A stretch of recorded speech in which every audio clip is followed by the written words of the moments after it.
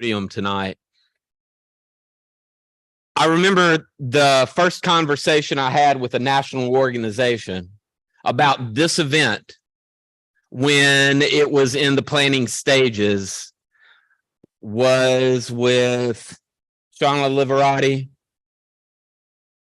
Laura Wakefield, and Jessica. I had to pull over to the side of the road and explain what it is we were up to in a Publix parking lot. And yet, even though I forgot, I may have been going to my son's soccer tournament, or it was something that I was traveling to see. But even after I had this wild idea about bringing together academics and teachers and national groups, they said, yeah. So despite that really odd first meeting, and hopefully the impression that they had of this crazy white Southerner from South Alabama, now in Northeast Florida, who got us into trouble in a county that won't be named in Central Florida, that this is a project that they wanted to be involved with. So we had the pleasure as well in May, I believe, Jessica, of participating in a Teach-In for Justice, a virtual program that the Institute for Common Power sponsored. Jessica read a letter, an open letter that she wrote that moved everyone in the room who heard it. So I asked her tonight, before she introduced our esteemed evening speaker, to share a bit of that letter with the audience, because I think it speaks to the essence of what NCHE is and what NCHE does. So with no further ado, again, I'll turn over the podium to Jessica Ellison.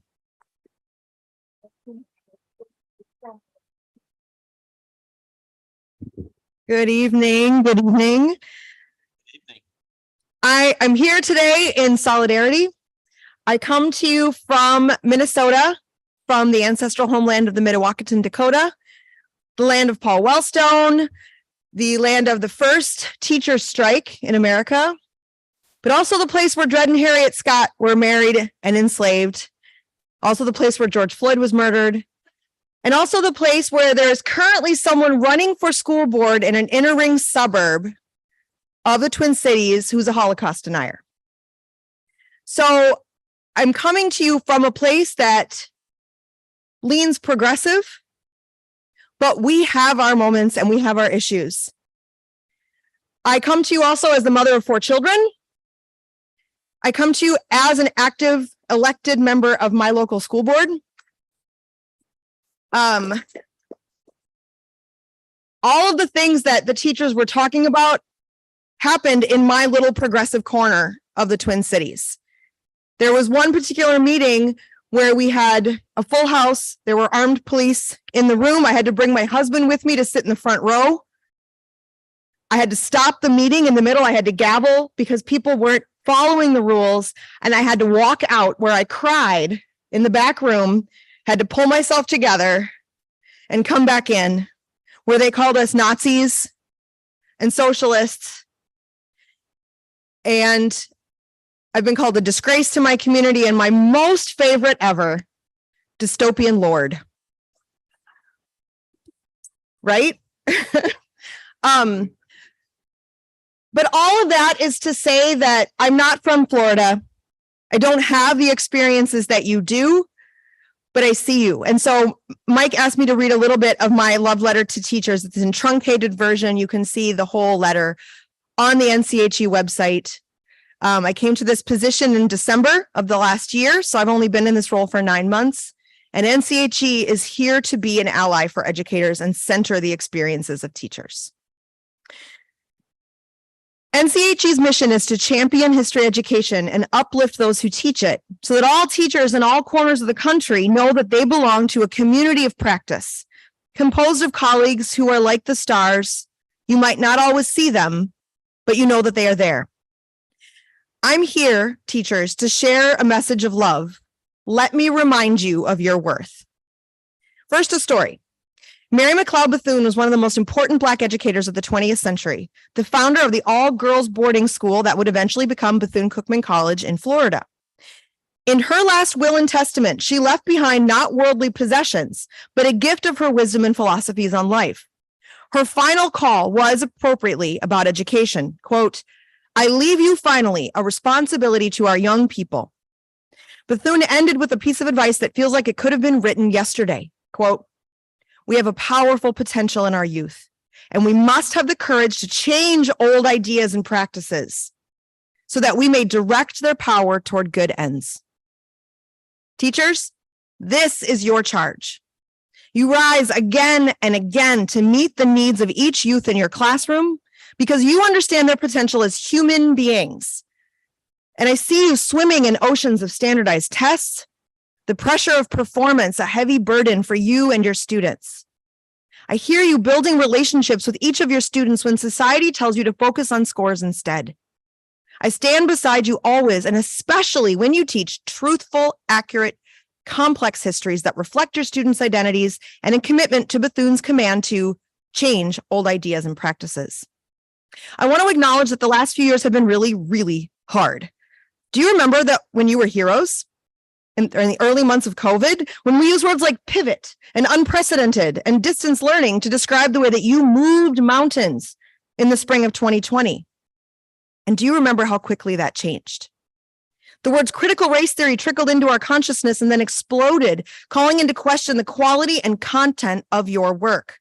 The next 2 years were an avalanche of restrictive legislation, censorship, dramatic school board meetings and elections, and accusations of indoctrination, all the while you were juggling the after effects of a national pandemic. And I imagine it often feels like too much. So take a deep breath. This next part is where I remind you that you are not the sum of the last few years. You are professionals. You love your students. You fight in ways both public and private for your students. I know that for each one of you, there's a student that you still think about and worry about, even if they sat in your classroom 10 years ago. You've probably come to school early and stayed late more days than you can count, and I am certain that most of you have spent your own money every year of your career to buy students classroom supplies or school lunch or a winter hat. Anyone who says that you don't care about kids doesn't know anything about you, but those words still hurt. So don't forget, you are someone's favorite teacher. Everyone who has ever been taught has a teacher who lives close to their heart, and you are that person for a student or perhaps many students. We don't always get to see the impact of our work because our children come to us fleetingly and grow up and move on. Someday a student will remember how you made them feel or recall a book you read or understand a life lesson you shared, and their eyes will light up. You are their light. Despite what you know to be true about yourself and your students, the education world feels heavy, and it feels like no one is listening. Every time you turn around, someone with a public platform is denigrating education and those who are on the ground in school buildings. Life feels particularly precarious for history teachers, especially in places where decision makers are limiting or restricting or erasing the teaching of complex historical narratives. You know that the history we learned in previous generations is not complete, but it feels like you can't do the job without looking over your shoulder. Teachers, take your power. No matter where you teach, you have agency and the ability to change old ideas and practices, like Bethune instructed us to. And I know that some of you are afraid, and that is valid. When I feel afraid about speaking up and out, I always think about the great Fannie Lou Hamer, who testified before the 1964 Democratic National Convention on live television about the horrors she faced registering herself and other Southern Black people to vote. She told the story of registering to vote and being threatened with eviction by the white owner of the plantation where she and her family lived. Quote, "And I addressed him and told him, I didn't try to register for you. I tried to register for myself. I had to leave that same night." May we all have the courage of Fannie Lou Hamer. I don't teach history for you. I teach history for my students. So here's where this message turns a corner into action, because we need to show our love and not just say it. You know your community best, so please take care of your heart and your safety while you take intentional steps to show up for the history that your students deserve. This is where you, beloved teachers, take action for your kids and know that every step matters. Number one, lean on the sources. If someone says you're indoctrinating kids about racism, distribute the Mississippi secession document, which states our position is thoroughly identified with the institution of slavery. If someone says you should stick to facts, ship pamphlets from the Southern Women's League for the rejection of the proposed Susan B. Anthony Amendment, and point to the fact that they opposed, quote, any measure that threatens the continuation of Anglo-Saxon domination. If someone says that didn't happen here, show them an image of a St. Augustine hotel manager pouring acid in his pool while black and white integrationists were swimming. Number two, teach to the standards. If you can demonstrate how your lessons and resources align with the standards approved by your state Department of Education, you can teach it. If your 8th grade American history standard says, quote, analyze current events relative to American history topics through a variety of electronic and print media resources, and you're discussing instances of violence in the past against Black Americans, you can include the impact of electronic media on the reactions to the murder of George Floyd in 2020. Let students ask the questions. Number three, let their curiosity lead the way. When you're approaching topics that are full of uncertainty, allow your students to take the floor. Number four, super important for your heart, get yourself a mantra. Years ago, my therapist had me create a mantra to repeat to myself when the world felt too heavy and I felt too insignificant. And so here it is. I am useful. I am competent. Get yourself a mantra and put it on a Post-it note where you can see it and repeat it to yourself. Start with I am and address how you have worth in this world. Number five, surround yourself with historical wisdom. I have a desk on my box that box on my desk that my parents gave me when I was first elected to school board. It says advice from Eleanor, and it's a whole box of quotes from Eleanor Roosevelt. And when I need advice on the world, I pull one out and I put it on my bulletin board. And number six, engage publicly. This is hard. I feel your fear and I hold your exhaustion in my heart. But you occupy a powerful space in American society. You are the thread that connects students with the world outside of their small circle. They are watching you. You can model the ways to show up in your community, and they will see that you are doing it for them. Attend school board meetings. We heard this earlier, and maybe speak at one. I love it when teachers come to school board meetings. Please come to school board meetings. Put your words on the public record, not in an angry social media space, but as a testifier at the state legislature. And then this one, it always feels like I'm asking you to lasso the moon. Run for office. Is there another profession that has a greater understanding of the human experience? You see 30 children at a time, all with different experiences and needs, and are expected to provide them with engaging, rigorous lessons within 48 minutes, 5 days a week. Your powers of management, compassion, and delegation are unparalleled. Who better to take on the mantle of governance than those who can juggle with one hand tied behind their back? It's you, friends. So remember that you're not alone. Your allies are everywhere, and my hope for you is that the quiet ones begin to speak up, the active ones call each other in, and the ones that have always existed outside of your line of sight come into view. We can be your sanctuary. So I will leave you today with another beautiful line from Mary McLeod Bethune's last will and testament that absolutely rings true for your education heart work. The knowledge that my work has been helpful to many fills me with joy and great satisfaction. Teachers, we will continue to fortify your great service to your communities, and you just keep doing what you do best. We love you.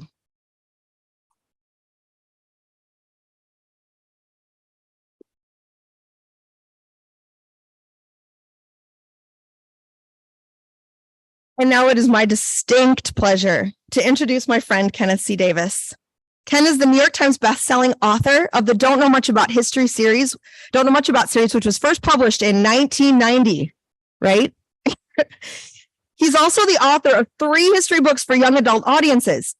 In the Shadow of Liberty, The Hidden History of Slavery, 4 Presidents and 5 Black Lives. More Deadly Than War, The Hidden History of the Spanish Flu and the First World War. That one came out right before COVID. So Ken, what did you know? and Strongman, The Rise of Five Dictators and the Fall of Democracy. His newest book, Great Short Books, highlights 58 short novels, which NCHE has purchased for the attendees here today, and that Ken will sign after his talk. So after Ken is done speaking, we'll go out into the hall and you can, he will sign the book for you. And we are so pleased to be able to offer that to you today. I first met Ken when he and I co-presented at the National Council for the Social Studies Conference in 2016. And I found him to be that marvelous combination of brilliant and kind. He loves teachers and books and public libraries and public schools. And we are fortunate to have him here to speak with all of you about all these things that he loves with ferocity. Kenneth C. Davis.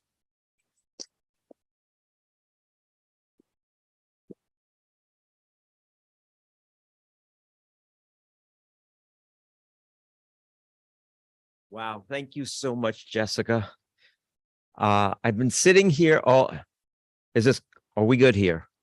Because I can't hear. Okay. I've been sitting here all day listening to the extraordinary parade of speakers and thinking, wow, David Blight, that's a hard act to follow. Then Dr. McLean spoke. That's a hard act to follow. And then the professors, and then the teachers, and now Jessica. These are all very tough acts to follow, but thank you for your welcome. Thank you for being here. Thank you for doing what you do.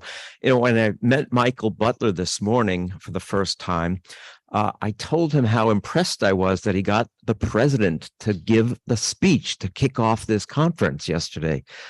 If you haven't heard Joe Biden's speech yesterday, I highly recommend it. It was a speech about what we're talking about here today, about democracy. It's a very important speech. And I was thinking, and people have asked me, did presidents ever speak about democracy that way? And I can only think of two examples from the past. One would be Abraham Lincoln and one would be Franklin D. Roosevelt, really putting the stakes of what we are facing out there for the American people. So if you haven't heard what Joe Biden said, please check it out. Thank you, Jessica, again, for that very kind introduction. There are a great many people. I've heard all the thanks all day long also, but I want to add my own to them. This is a very, very important conference. We've heard incredible testimonies today, and I'm so pleased to be here and to be part of it.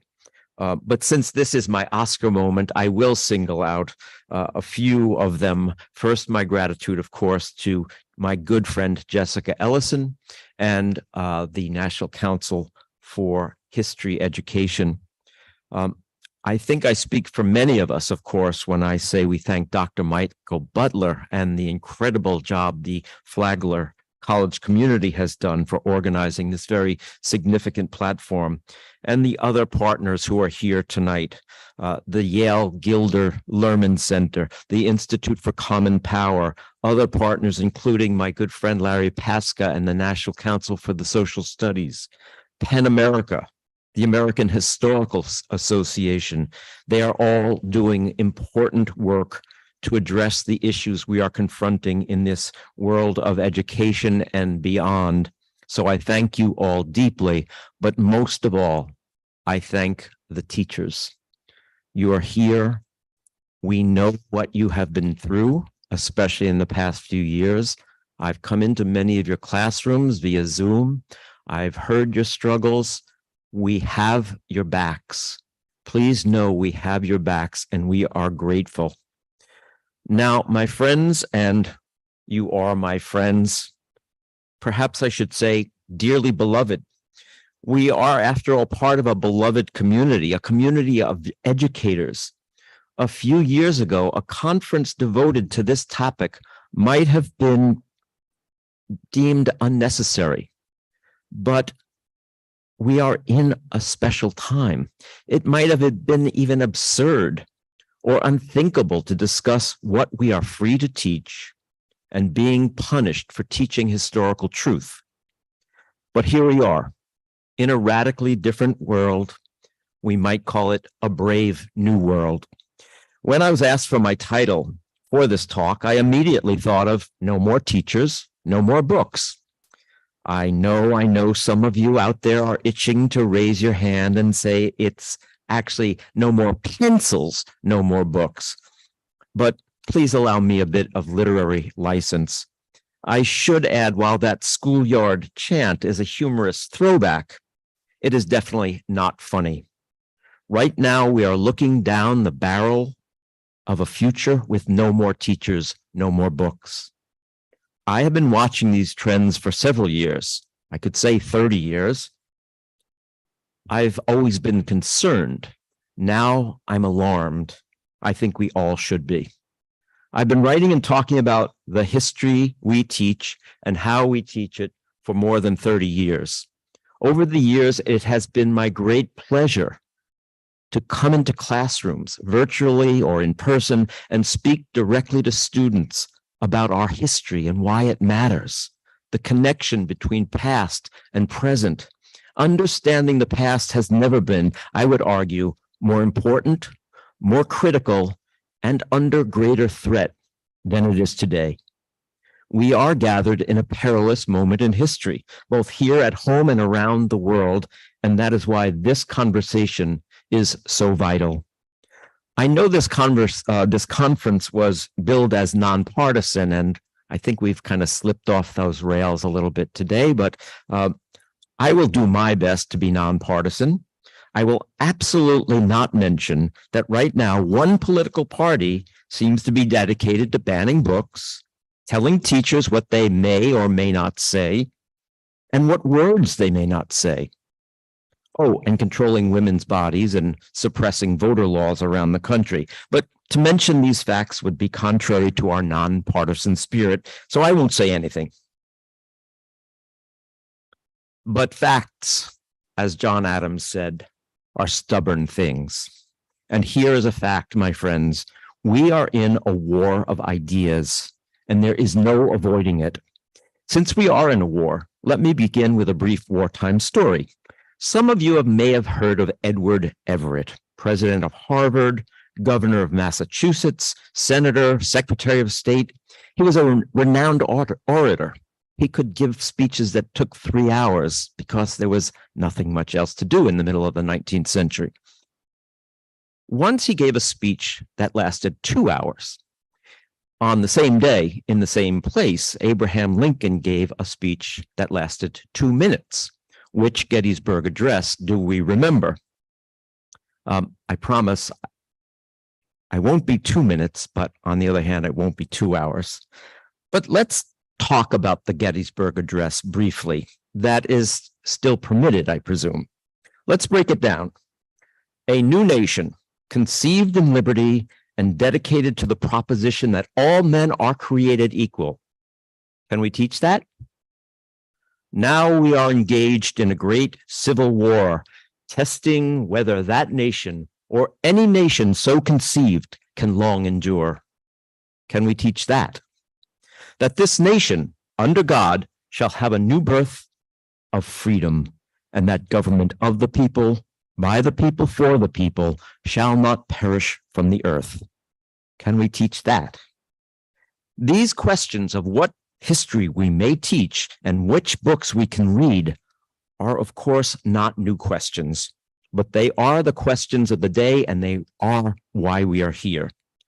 I must be honest, before Jessica Ellison reached out to me to speak tonight, I was reluctant to visit Florida. And by reluctant, I mean I was planning not to set foot in a state where certain words are forbidden, books are being banned, and history lessons eviscerated. But I chose instead to come because Jessica Ellison, a kind and dedicated educator and a brave champion of teachers, asked, and I couldn't say no. I am no profile in courage, but I believe we all have a responsibility to speak truth to power. I am now convinced that we do not have the option of choosing to retreat from contested spaces. The more I thought about coming to Florida, the more fitting it was for me, because the last time I was in St. Augustine, it was a powerfully important moment in my career. I came to St. Augustine to ask some questions about the Spanish colonial period in the Americas. For me in school, that essentially meant Columbus and Cortez, and then the story basically ended. I came to St. Augustine to fill in the large black holes in my education. I wandered around the city and its famous Castillo and the site of the first mass in the future United States, and found it all fascinating. But then, as I am prone to do, I took a drive out of town to get off the beaten path, the road less traveled.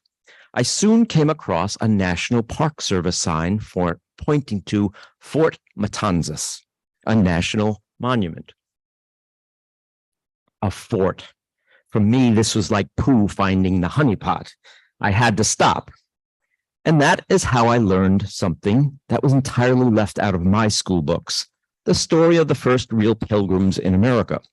They were French in Florida, not English in Massachusetts, and I learned what became of them. It did not end with a 3-day feast.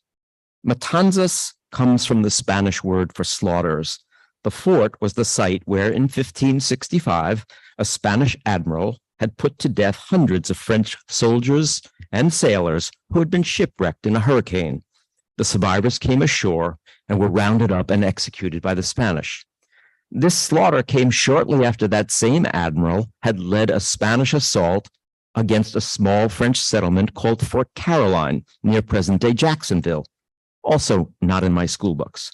Most of the French there had been put to the sword. A few survivors were hung. They were all murdered, not because they were French, but because they were Protestants.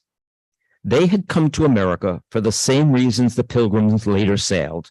In a time of bloody European wars between Catholics and Protestants, these were victims of a holy war. In other words, one of the first encounters between Europeans in a future America ended in a religious bloodbath. What story is more important? But they didn't tell me that in junior high. The story of these real first pilgrims who arrived nearly 50 years before the Mayflower is part of what I call America's hidden history. How could it be that such an important story was left out of our history books? Because for a long time, winners wrote the history. We have been selectively shaping history, the history we teach for a long time. It is a history meant to inculcate pride and patriotism, starting with Parson Weems's tale of George Washington and that cherry tree. Now, I must add a Florida footnote to this story, and a very appropriate one for our discussion. A few years later, while working on another book, I visited a different historical site in Florida, a recreated Spanish settlement. There I met some wonderful reenactors and impressive historical interpreters. Then I stopped in the educational center / gift shop. There was a chronology posted on the wall. I looked up to see that in 1565, the French were, quote, banished from Florida. I was aghast. To me, this was not so different from saying the Jews were banished from Warsaw or Vienna or Paris. Incredulous, I had to ask someone about this deliberate masking of the truth. An administrator told me that they were not allowed by the state to say that the French were murdered. Now, I should add this was quite a few years ago, well before the present controversy over what we tell the children in Florida and elsewhere. This story is important because we have been sanitizing, whitewashing, and outright lying about history in this country for a very long time. While I certainly have tried to correct some of the erasures and omissions during my career, I decided a few years ago, largely after speaking to so many students, and I've been in some of your classes, I think, so many students over the course of more than a decade of classroom visits, to speak directly to young adults. My first effort was aimed at America's central contradiction, and certainly one of the chief reasons we are meeting here, the contradiction that a nation conceived in liberty, as Lincoln said, was also born in shackles. It is a paradox with which I have wrestled for many years. How could so many of the men who fought and sacrificed for life, liberty, and the pursuit of happiness go back to homes and plantations utterly dependent upon slave labor. This is one of the pivotal dramas in our history, not a sidebar. I attempted to address that issue in a book called In the Shadow of Liberty, The Hidden History of Slavery, 4 Presidents and 5 Black Lives. I set out to tell the story of what slavery meant in American history and what it still means through the stories of 5 real people who were enslaved by 4 of America's most prominent presidents, Washington, Jefferson, Madison, and Andrew Jackson, through the lives of Billy Lee, Ona Judge, Isaac Granger, Paul Jennings, and Alfred Jackson. I explored the complex relationship between the enslaver and his property, quote, and what enslavement meant to those people and to American politics and society for centuries. My friends, let me tell you that even today, I speak to people who have no idea that there were presidents who enslaved people, or that slavery was the engine that drove much of America's young economic boom. Yes, we don't know much about history still. And now we are in the midst of a war of ideas in which one side would seek to further conceal that history in the name of so-called patriotism. Last March, the American Historical Association issued a statement in response to Florida Bill HB 999 about teaching history. I will cite from it briefly and urge you read the entire statement on the AHA website. Quote, "This is not merely an escalation of the history wars that have ebbed and flowed across the American landscape and indeed in other nations as well.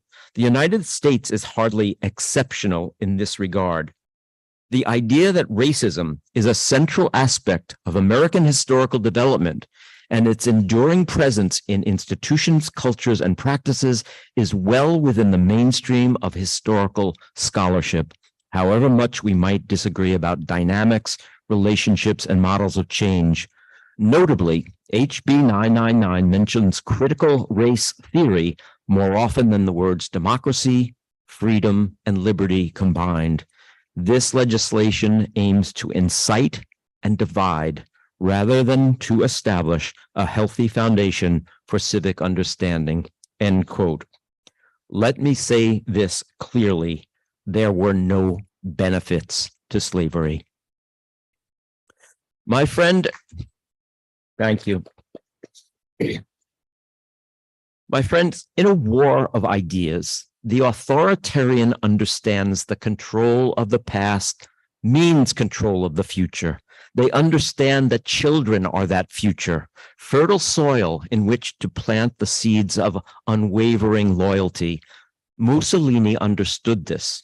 His fascist credo was believe, obey, fight. And every Italian child was forced to join the militarized fascist children's groups called the Balilla. They recited commandments that concluded, Mussolini ha sempre ragione. Mussolini is always right. By the way, I was listening to the professors today. I was also reminded of the fact that Mussolini ordered all of the professors in the Italian university system, one of course, the oldest university systems in the world, to sign an oath of loyalty to the fascist party and to the state. Of 1,200 professors in the university system, 12 would not sign. In her extremely powerful 1938 book, School for Barbarians, Erika Mann, the daughter of the German Nobel Prize winner Thomas Mann, issued a scathing indictment of education under the Nazis. "The German child is a Nazi child and nothing else," she wrote. "He attends a Nazi school. He belongs to a Nazi youth organization. The movies he is allowed to see are Nazi films. His whole life, without any reservation, belongs to the Nazi state." And in Russia today, textbooks already offer the official Kremlin version of the invasion of Ukraine. According to the British Guardian, I quote, "The Kremlin has tightened its control over the historical narrative in schools under Vladimir Putin, a trend that was hugely accelerated since the president launched the full-scale war on Ukraine in 2022. This is not education. This is indoctrination. It leads to a world in which, as Orwell famously put it in 1984, 2 + 2 makes 5. So first they come for the history, then they come for the books, eventually they come for the math, biology, and other sciences. But let's talk about the books. In May of 1933, the Nazis burned books. Across Germany, thousands of young people gathered around bonfires and burned tens of thousands of books. Into the flames went the works of such German writers as Erich Mann's father, Thomas Mann, and Erich Maria Remarque, who'd written the World War I classic All Quiet on the Western Front, along with books by Hemingway, John Steinbeck, and Helen Keller. Chanting fire oaths as they tossed the books into the flames, some 40,000 people assembled in Berlin to hear Reich Minister Joseph Goebbels proclaim "No to decadence and moral corruption." Now we are witnessing a hyper-partisan wave of book banning, censorship, and yes, in some places, threats of book burning. It began with school libraries and has spread to public libraries. Under the pretext of parental rights, a single complaint about a gay or lesbian book or a book about gender or racism, often by writers of color, can mean purging. Librarians and teachers, as we've heard time and time again today, have been threatened. They've been confronted by horrific online attacks. Some have been suspended and fired. These are the results of a highly coordinated campaign against certain kinds of books. They have come in concert with the powerful movement to scour American history classes of anything that might cause some students to feel ashamed. And it must be said, in some states, it comes with a renewed effort to introduce Christian education into public education. James Madison would not be happy. Of course, this is a very old story. Attacks on books and writers are older than the nation itself. In the 1830s, abolitionist pamphlets were banned from the mails and then burned in Charleston, South Carolina.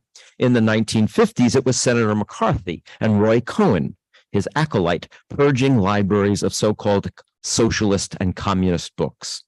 A textbook commissioner called for a ban on all books that mentioned Robin Hood.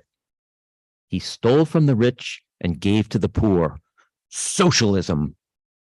You may laugh, but it isn't funny. But the cries of immoral and even pornographic books we hear today, and promoting a history more rooted in a version of patriotism, sound uncomfortably like 1933 Berlin. The place where that book burning took place is now marked by a plaque bearing the words of a German playwright, Heinrich Heine, whose work was also tossed into those bonfires. Where they burn books, they will also ultimately burn people.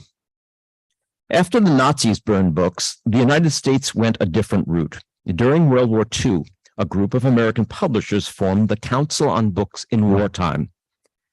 They produced the Armed Services editions. Starting in 1943, millions of paperback books were printed and distributed free to Americans at war. Around the globe, soldiers and sailors were encouraged to read as a morale boost, but they were also being introduced to stories and ideas from a wide array of writers. These Armed Service editions were published under a simple motto: books are weapons in the war of ideas. The council produced this wartime poster depicting a Nazi book burning that featured a quote from President Franklin D. Roosevelt. It reads, "Books cannot be killed by fire. People die, but books never die. No man and no force can put thought in a concentration camp forever. No man and no force can take from the world the books that embody man's eternal fight against tyranny. In this war, we know books are weapons." As an enslaved child, Frederick Douglass learned this early. In his narrative, Douglass described being taught his ABCs by the wife of Mr. Auld, the man to whom Douglass had been given over to serve as a young boy. Seeing this, Mr. Auld stopped the lessons.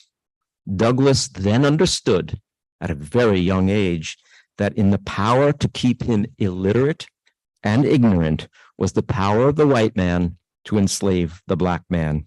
He pledged how to read and write, and so he did. Douglass understood the war of ideas. Today, we are again in a war of ideas. Like all wars, this one is about control, fear, and power.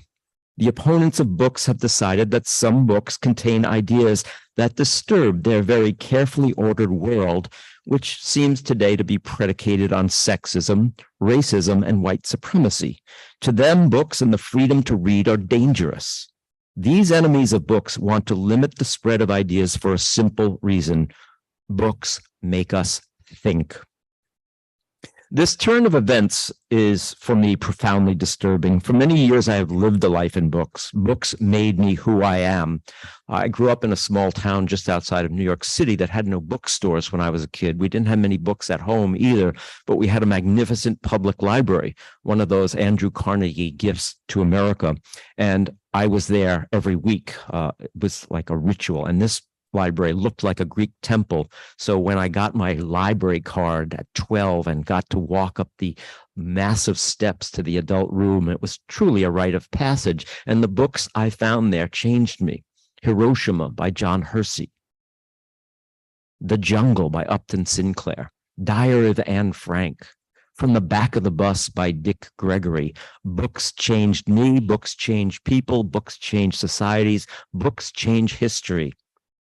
I have long advocated for learning, reading, and knowing. I've always tried to champion the power of books to sharpen critical thinking, question easy assumptions, and facilitate the spread of knowledge. I believe that open books, open minds. So, what do we do about it? Where do we go from here? First, we should acknowledge Banned Books Weeks is here. It takes place from October 1 through 7th.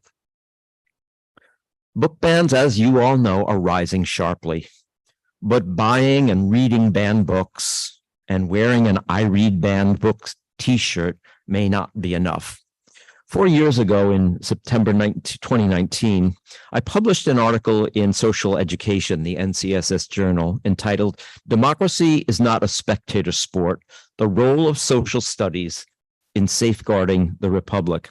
In it, I talked about what former NCSS President Tina Hafner called our Sputnik moment, a reference to the 1957 satellite that shocked America into a new commitment to education, especially in the sciences. Now we are in our Fort Sumter moment, the occasion when a federal fort was attacked in April 61, officially marking the onset of the Civil War. And now, as Lincoln did then, we must decide how to respond. I believe now, as then, it is a time for activism. Encouraging voter registration among students is a good start. But teachers have power and a voice in their communities. Teachers are public servants, but service does not mean acquiescence. I've heard it said many times here today, and I'm going to say it again. Start showing up.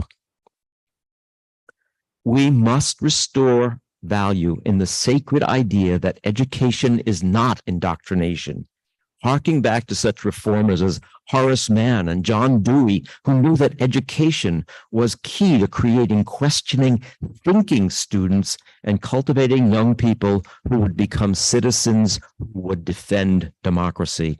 Obviously, we must make social studies the front line in defending democracy. We must protect fact-based teaching in our classrooms.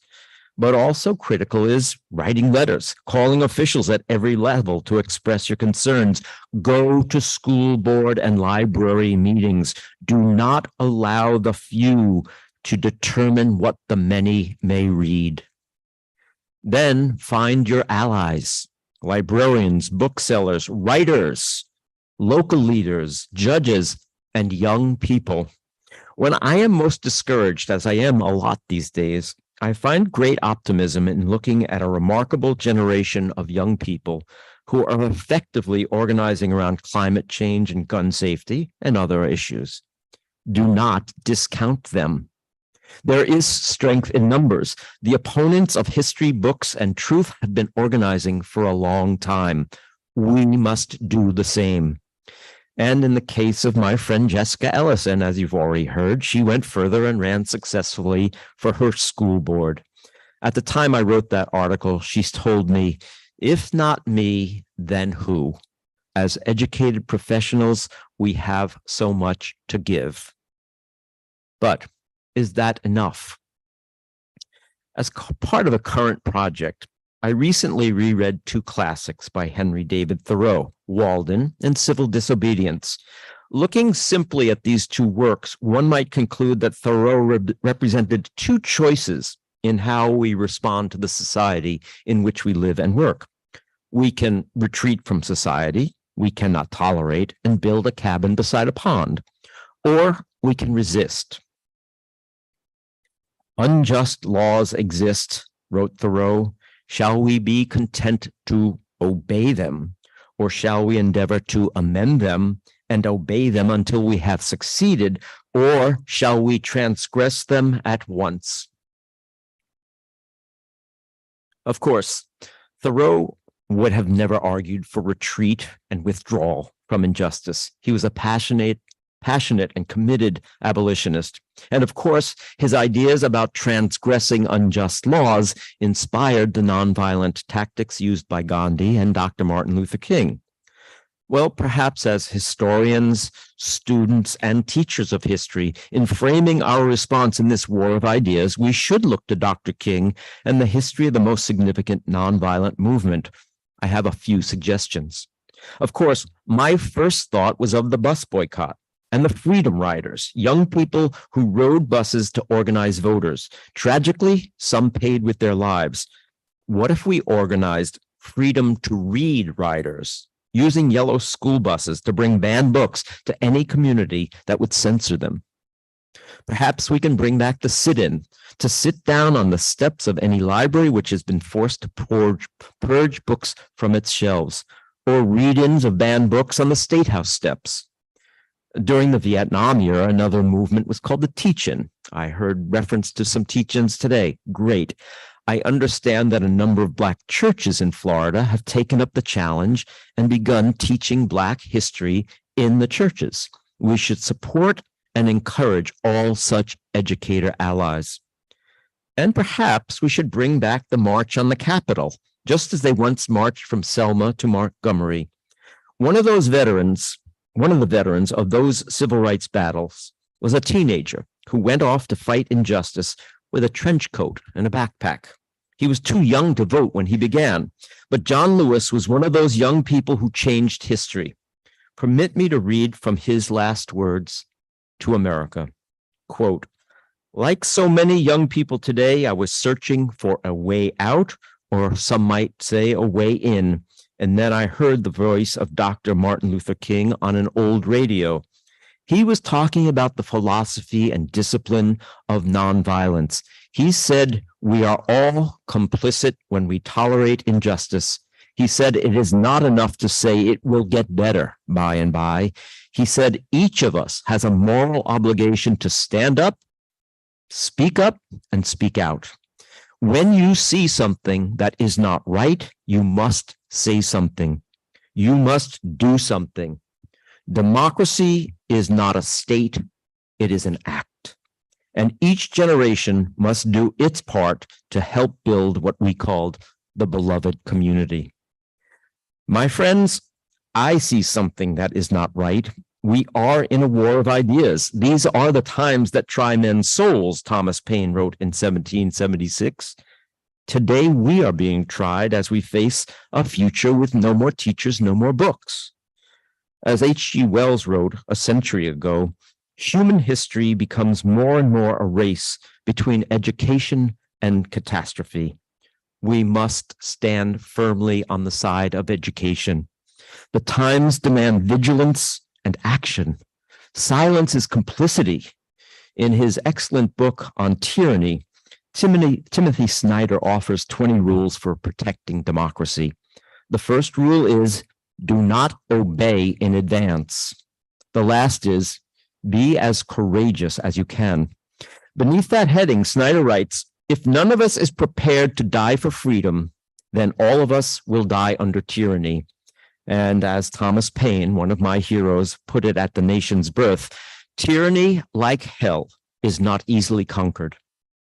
My friends, the stakes are high, as they were in those Pennsylvania fields in 1863. It is for us, the living, Lincoln said at Gettysburg, to be dedicated here to the unfinished work which they who fought here have thus far so nobly advanced. But I believe that people of good conscience, acting in concert, can hold back the rising tide of intolerance and ignorance. We can. We must win this war of ideas. Courage. Thank you.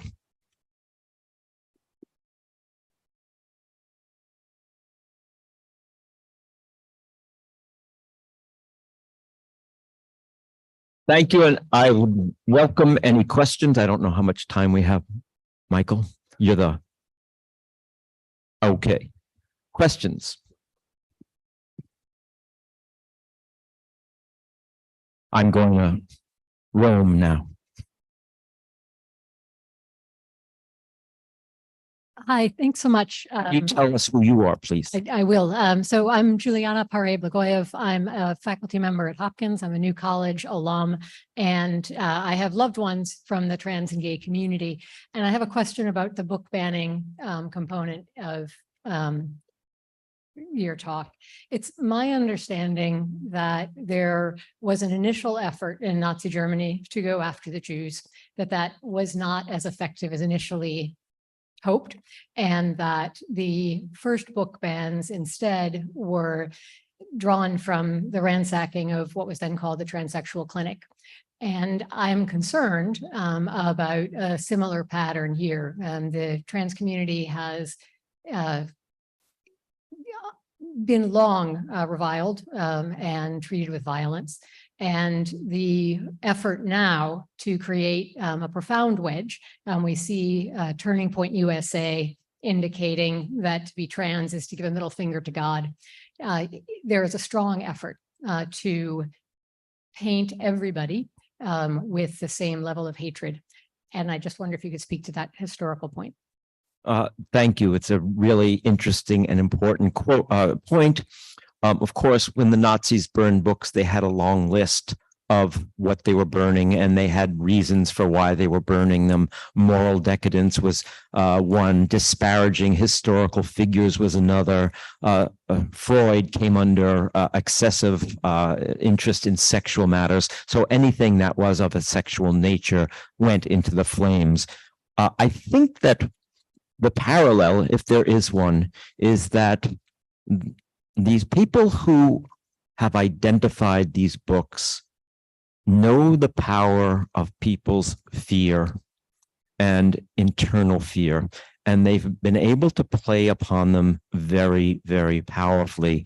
So even while we might think that books about transgender and books by transgender folk and books that go into the transgender experience really are meant to explain that experience so that other people understand. That's what books do.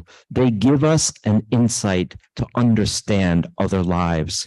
And that's why I said that as a child, a young boy, I should say, I read books that really changed my views. So these books are feared because not so much they will groom children, but I think because people fear that they don't want these ideas to become acceptable. And so they have preyed on the fear of the child in the bathroom and all of the other things, the athlete who's competing against women who used to be male, they play on some very, very basic fears. And that's so central to all of the ideas behind book banning. I think that we have to just stand up for all of these books and say no to the people who would say you can't have that book in the library. It's a very simple thing, and the school librarians have been dealing with this for a long time. If there's a book in the library that's assigned and a parent objects to it, it's always simple. They said, well, they can read a different book. So that's a simple technique that's been used for a long time. If you go into the public library, there's a very simple method for not reading a book that you find offensive. Find another book. I don't mean to make light of it, but this is what we need to keep saying and standing up for. So I think that trans, like a lot of other words, has become a code word of fear. For a long time, the code words were things like states' rights, and then they've morphed. So now then they were words like gay and same-sex marriage, and then woke became a word that conveyed an image, just as CRT conveys an image. They are code words, dog whistles, if you will, that appeal to a very base instinct. And I think we just have to do our best, all of us, to fight back by being active about it. Thank you. I hope that answers your question. It's hard for me to see, but yes. And I see you back there also. I'm coming 1 second. Go ahead. I wanted to connect two things you said this evening and ask if you have any specifics. You quoted do not obey in advance. And earlier in the talk, you told teachers that we have their backs. We, I guess, being people at the university level and published authors.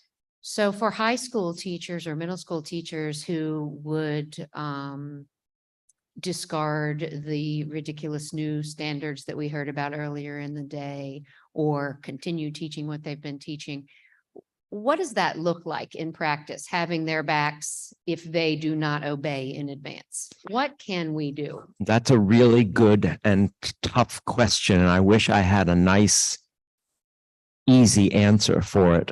I don't think I do. When I say we have your backs, I guess I'm trying to say you have allies, you have people. That won't help that teacher who says, I'm not going to obey that rule. Okay, well, find another job.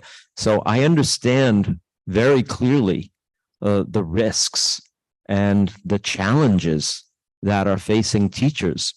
I think that what teachers have to do, and I think I heard someone earlier in the teachers panel talking about the idea of what might be called, in other places, they call it a rule book slowdown. Yeah, a rule book slowdown sounds like an effective method, but you have to be together. We are seeing right now in this country the most powerful labor union organizing movement, I believe, in my lifetime. I think it should be applauded. And when the president of the United States walks on a picket line, that is history, my friends. That was history. We saw it. So whether you are actually in a union or just can organize together, it's going to take concerted action. It's going to take teachers banding together and saying, we can't take this anymore. We have to do something about it. And then absolutely finding the allies outside that I looked. There are allies. You have to find them. You have to work for them. You have to go out, and I heard knocking doors today. It's going to be hard work. I don't think it's easy. So it's easy for me to say, I have your back. I won't be on the picket line with you, or I won't be there with you. But there are a lot of people around the country right now speaking out for teachers and for librarians. And I think that the crescendo of voices saying we have your backs is rising, and it's an important moment to recognize that. You know, there are baristas and Amazon workers and even strippers who are organizing. So I think it's a moment when people should recognize, as we've, I think, abandoned somewhat over the past few decades, the power of collective organization. And so I would highly recommend that. And beyond that, it's going to be a long, hard struggle. I don't believe it's going to be easy, and I don't want to make it sound like it will be, but I do think it's going to come out of collective action. Somebody up there. Yeah, John Young from Flagler College, professor of history. It strikes me that books are being banned by people who probably don't read books very much. The problem is that so many of our students also don't read books. And that this process that you talk about, which you have gone through, which I have gone through, which anyone who is really engaged with ideas in books has gone through, is actually becoming incredibly rare. And so, I mean, one teacher today, I thought was very appropriate to bring up smartphones, right? That this is as great an obstacle to the stuff that we're talking about here as anything. It's producing apathy. We haven't even brought up ChatGPT and AI and what the threat that might, present to us, right? So I wonder if you could just speak to these sorts of issues, and if you have any optimistic news that you can share with us, any remedies that you have in mind, because many of us look at the future and kind of despair because of this. Yeah, it's a really good and important, and all of these are hard questions, and I wish I had easy answers for all of them. I don't. Reading is absolutely a habit. It is a habit that has to be instilled from an early age. We went through a great period 30 years ago or so when the Read Aloud Handbook came out, and people really talked about the importance of reading at a very young age. And certainly we did that with our children. And I know probably most of you are doing the same. That's, really has to be an effort that starts at home. And I don't know how you do that when that habit isn't already there. So in a way, teachers in the earliest levels and school librarians have to be part of that process of getting kids connected to books. Now, one of the issues is that a lot of the books that kids are most drawn to right now are the books that are being yanked out. So again, it comes back to that fighting the fight to keep books on the bookshelves and in the libraries. I saw people in the airport yesterday, a whole family reading together, and one of the kids was reading Captain Underpants, and I was thinking, I'm on my way here. That's a book that kids can't read in some places, and here's this kid really just enjoying it. Comics are, wonderful ways to get kids connected to literature, and there's a whole new realm of graphic novels, graphic literature that I think is connecting younger readers. The question of phones and social media is a much bigger question that I'm not sure how we're going to deal with. It's such a powerful tool. I know, it's interesting. I was reading a few years ago about the number of teens using their phones, and they had actual conversations with tech leaders who said, oh no, we don't let our kids use the phones, as they know the power of them. These are not just conveniences. These are very, very powerful tools that are deliberately designed with algorithms to keep you hooked and to give you that dose of whatever it is in the brain that keeps you hooked. And we know that not just about phones, but about social media in general. So these are really big social issues that you're raising, and I think we have to just keep fighting the good fight. On the last part, you mentioned Chat GPT and AI. I've kind of been avoiding all of that for a while. I was just saying, do I really want to get involved? But The Atlantic magazine just published a long piece about AI, and somebody went to the trouble, and I'm grateful for it, of finding all of the books by author that have been scanned into various AI engines, and you could look for your books under your name as an author. And of course, I found, I've written many books. They were all listed there.